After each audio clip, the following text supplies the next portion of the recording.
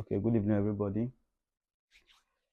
I'm doing this video because of this masturbation thing.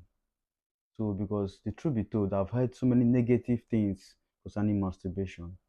But before I'll say anything, before I'll give my own idea, I want us to watch this video. Then after this video, they will not talk, and at least I'll give my own opinion. Any of you can comment your own opinion, no problem. But watch this video first. His relationship with their body. I can say most men start doing it when they are teenagers. At that time, they're just starting to discover themselves, they're just starting to discover their bodies, but they don't have anybody to talk to about this thing. So many times when they say it is not a good thing, is because it can easily be an addiction. Okay. And it becomes an addiction most times when somebody is dealing with a lot of stress in their life. So if you don't have many healthy coping mechanisms, then this can easily be an addiction. On the good side, I usually advocate for people to learn to understand their bodies, especially for men. Get to know your pleasure points, which parts of your body gets excited when you do this, when you touch yourself, when you're touched by your partner or that kind of thing. So it can also be a way to understand pleasure and how your body takes in pleasure, and get to understand also how your partner can show up for you. The other one is, this thing is also a good stress reliever. Okay. Because when you're releasing, it relaxes your nerves. So there are some people who do that before they sleep. Some people do it every night. Some people do it once a week, depending on your capacity. So there's a timetable. Yeah, kuna watu wako na timetable for this kind of thing. But at the end of the day, it has to come back to your self-awareness. Don't do things for the sake of doing them. Understand your body. Understand what works for you, understand what doesn't work for you. There will be so much noise and information out there about, oh, you should do this, you should not do this, you should not do that.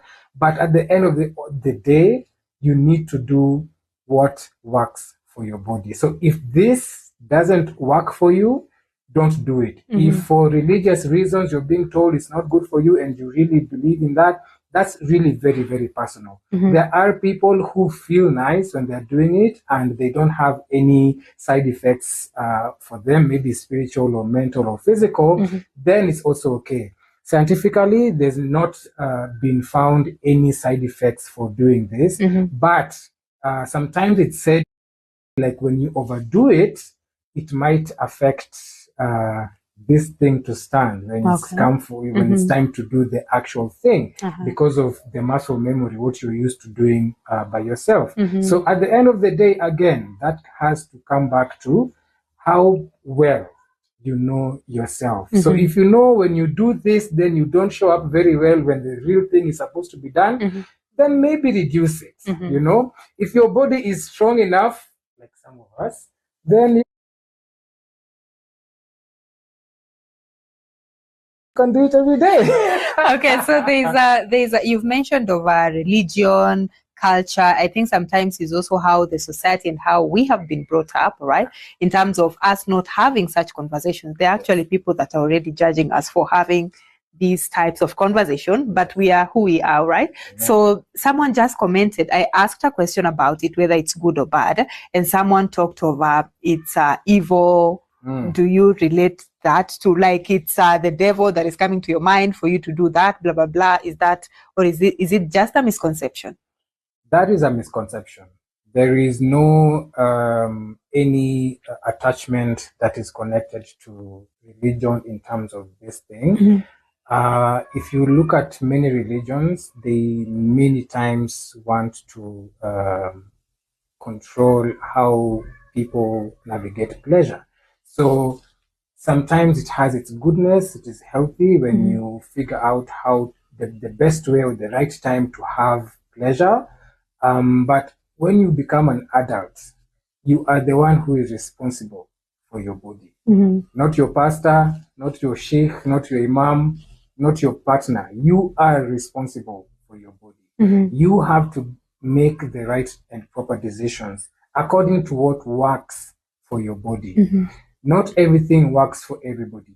Everybody's body is very different. Even women's bodies are all different. Men's bodies, likewise, are all different. So, I mean, you have the right to want to believe that this is evil, don't do it. Then maybe also don't judge those who are enjoying it. Who are doing it, Yeah. okay. And of course, in a country like Kenya, just giving an example in the perspective, we have lots of new HIV infections, especially in the younger generation. So people also commented and said that some people do this because we say soko ni chafu.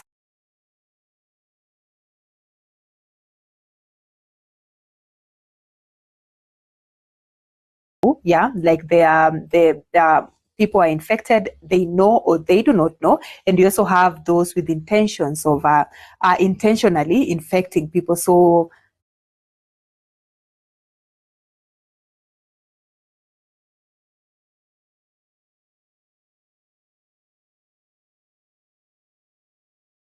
some say, Yeah. especially I got this from young people, that they do that just to avoid either being infected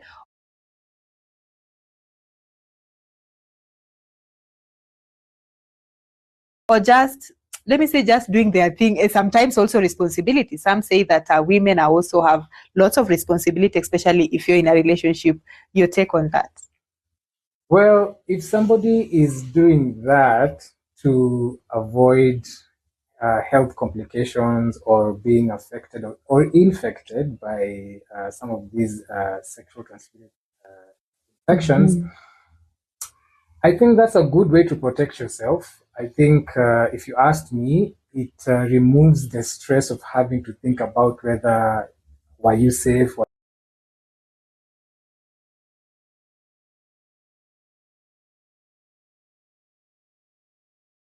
not. But condoms also exist, guys. And I mean, there are contraceptives that exist that you can use to protect yourself. So, usijifungie sana just because you're trying to escape having a pleasurable life.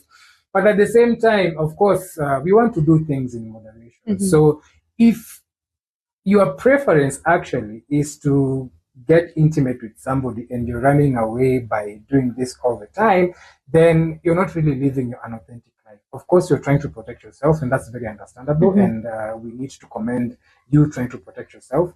But at the same time, there are other ways which you can use to still protect yourself, and which are already scientists have told us that. I've I've had so many wrong stories, so many negative stories, so many spiritual stories concerning masturbating, which is not advisable, it's not encouraging, and nobody wants to see himself in that shoes. But on the second hand, going out there, sleep with random girls and get infected with different diseases, which do you prefer as a man? And for the ladies, please, I want you guys to be open-minded and choose wisely. Which do you prefer? A cheating man that goes out to sleep with random girls and come back to meet you at the end of the day, or a man that stays indoors and masturbates and still as well come back to meet you at the end of the day. So choose wisely. And for the men, do you prefer masturbating instead of going out to sleep with random girls, or sleeping with random girls instead of masturbating? Because you guys should be plain. Nobody should judge me. I'm just being open. I just want us to talk. Please.